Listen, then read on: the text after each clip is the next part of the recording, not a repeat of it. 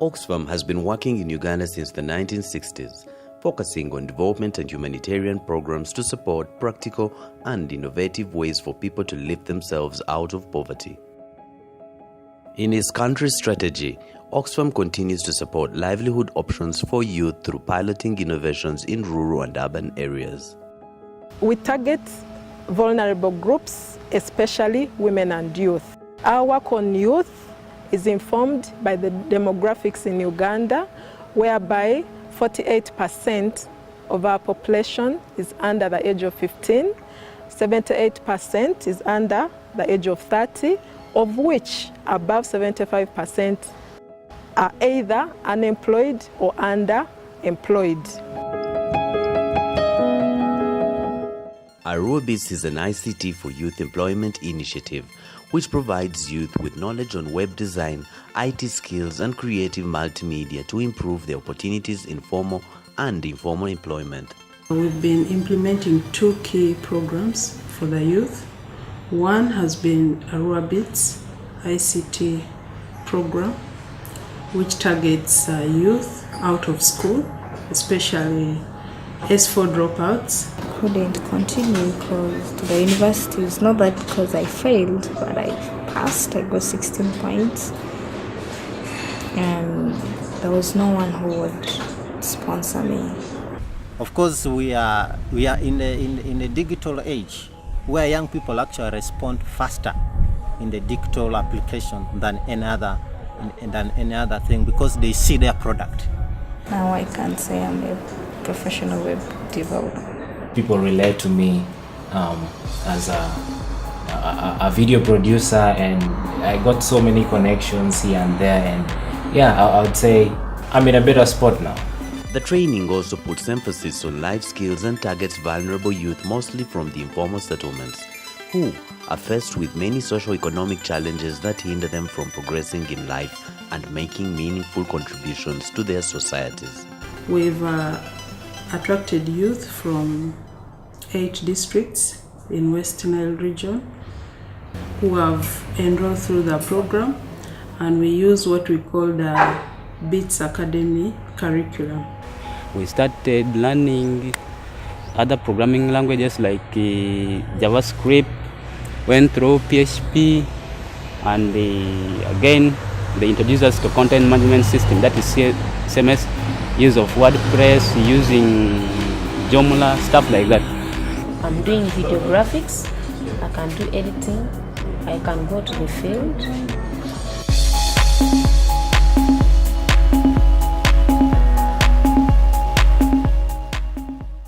When he watches it, will be too curious, want to know how can a battery and the phone move, but when you come to motion, everything is possible.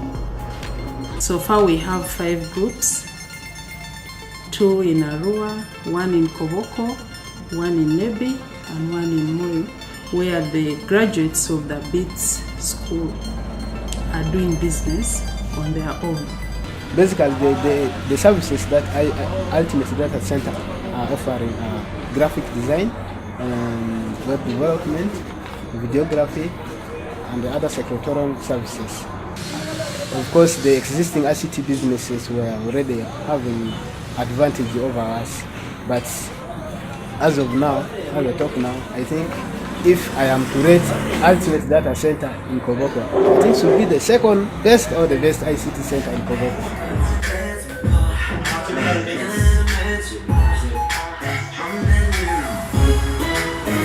I'm a student of Arubis, currently doing my internship with Source5.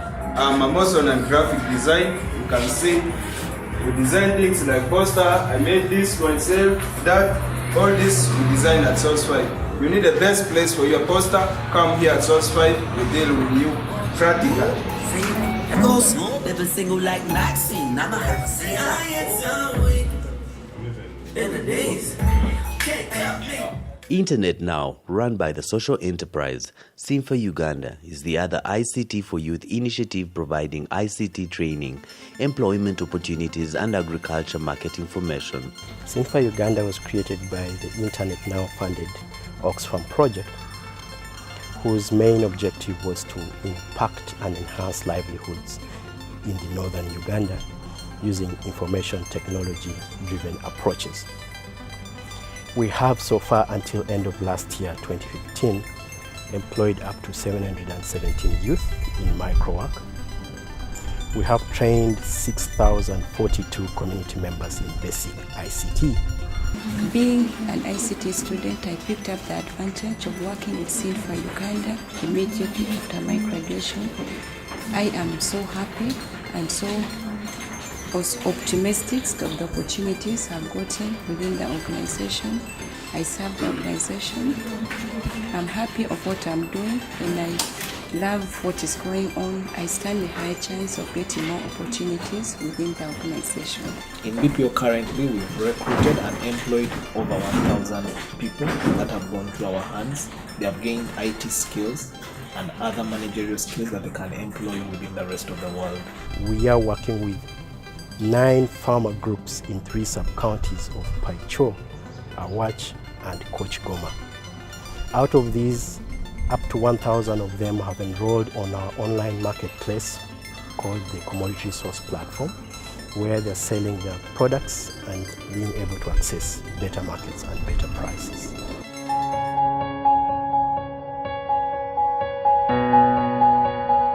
The cool farming project implemented by Oxfam and Yarden is based on the background that 85% of the Ugandan population is working in the agricultural sector, but many youth are not engaged in farming.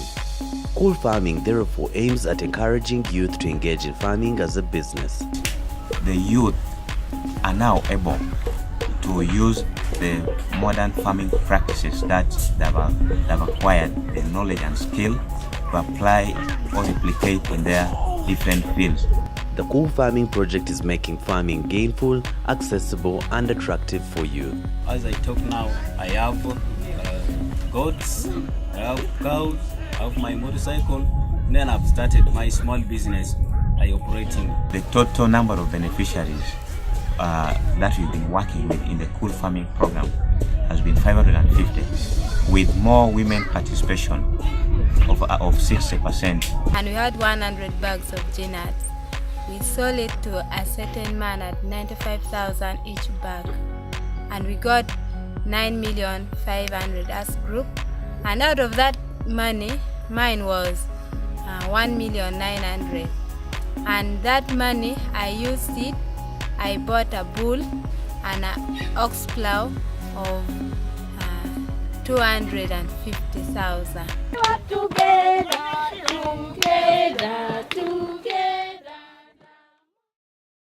Another initiative that is linked to agribusiness is the Northern Uganda Secondary Schools Engagement and Empowerment Project, NUSEP, which aims to increase the livelihood opportunities for urban youth by ensuring that primary and secondary school students have the necessary or basic vocational and life skills to increase on their employability.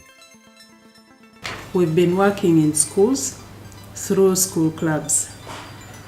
We formed a number of clubs, we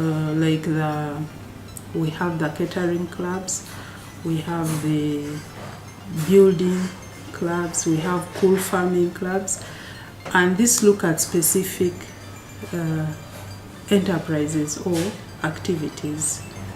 For example, in the catering, they are able to bake cakes, they are able to even sell. Those involved in cool farming are now producing, for example, processing honey, because they were able to put up some beehives. Apart from the improvement of the diets, the level of discipline of the members, the level of cooperation of the members, the cooperation within the Cool Farming Club and other clubs within Pakwacheses was generally improved. It's also contributing to retention, because when the students see something interesting in school, they tend to remain in school. Young at Heart is Oxfam's innovative initiative that is aimed at promoting youth as active citizens. It employs an innovative co-creation methodology of 3 labs: the exploration, innovation, and campaigning labs. So when we targeted these young people under the Young at Heart, we are interested in them telling a story of how they have been able, first of all, to do the things they are doing on their own without any other external inspiration. But above all, we are also interested in getting them involved in speaking out to issues that inhibit or prohibit young people from participating in their own development and in the development of their communities. These issues of I don't have a job, I'm unemployed, I must go around, get marundi and I cheat. Whose money are you spending? Still the little one you have in your pocket. You're not spending government's money. Now what if you start saving that little money that you're having? We have papers but no work. I didn't make your seat. Okay? I don't make your seat. So we wanted to start something that would be an example to the rest of the youth out there who don't want to do constructive stuff. Our mission is to create a space where we can bring all the youth together and they learn from each other. We believe in a principle called each one, teach one, reach one. The duty bearers were urging the youth. Most of their complaint was young people are always late, but the youth were saying no. We have the knowledge, we have the skills. Where are those jobs? Many of us are not trained to the usual fact that youth are the leaders of tomorrow. In our way, we think that leadership starts right from when the person is born. So the youth are as much the leaders of tomorrow as they are the leaders of today. So I think the issue of voice is critical, and that's important. You don't think for them, but you facilitate them to think for themselves. So right now, the difference between me and you is that I wake up each and every morning, I just want to do my work, I just want to get all my things right. So right now, I bring you the message that you should go and work, get out of that comfort zone.